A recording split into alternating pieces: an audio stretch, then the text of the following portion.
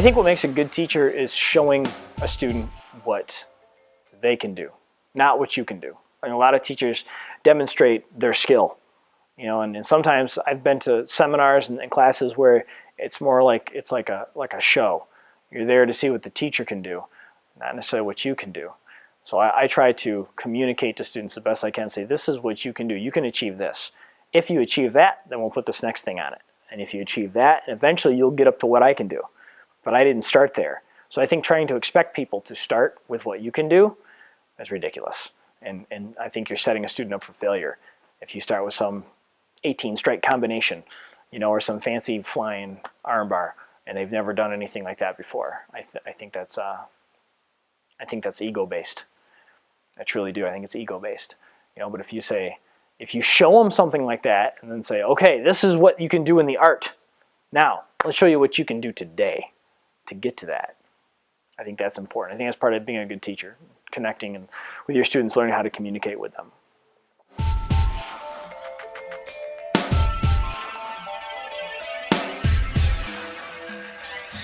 I started martial arts when I was 7. I got exposed to it when I was 5. I started it when I was 7.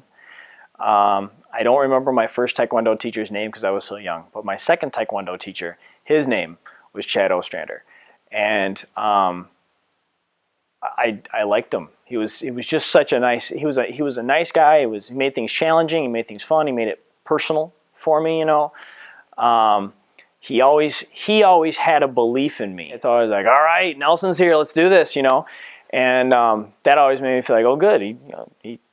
I stick out to this guy somehow. I can do this. And even though I've moved away from studying Taekwondo specifically, the impact that particular teacher had on me has been huge. I remember at 14, it was either 12 or 14, something like that, I decided I want to be a martial arts instructor. And interestingly enough, I didn't decide I want to be a Taekwondo instructor. I decided I wanted to be a martial arts instructor. And I remember telling my parents that. And but it was primarily because I wanted to help people and impact people the way that he did to me. I wanted to give people that belief, instill the belief in themselves that he did for me.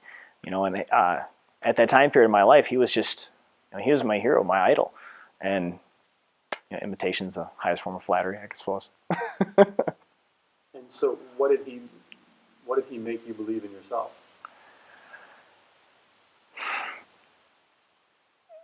I think probably as a kid, just like everybody in general, has some element of self-consciousness and self-doubt, that they can't do something. He never made me feel like I couldn't do it. He always knew I could do it. And I figured as a kid, well, he's the expert, and therefore he would recognize people that can do it and can't do it. And if he had that belief in me, well then maybe I can do it. But if the expert doesn't believe I can do it, why would I believe I can do it? I specifically remember standing in line one day. I was a yellow belt, right?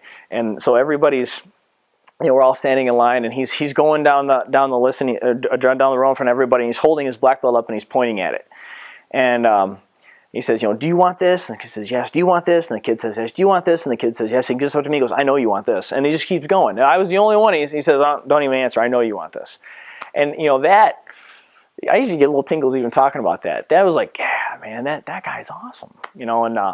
And what's funny is it was, man, I don't know, like how many years later, 17, 18, maybe 20 years, I don't know how many years it's been. Probably more than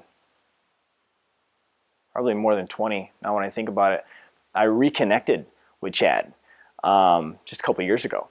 And it was so funny because we had an opportunity to get together and talk, and he was remembering me. It's like, oh man, I've been watching everything you do on Facebook. I had no idea that he's even following me, And he actually came over to my home dojo and took a private lesson with me in clinching, and it was so neat. It was so full circle to not to be the teacher for him, but to have the opportunity to pass on something I love to him.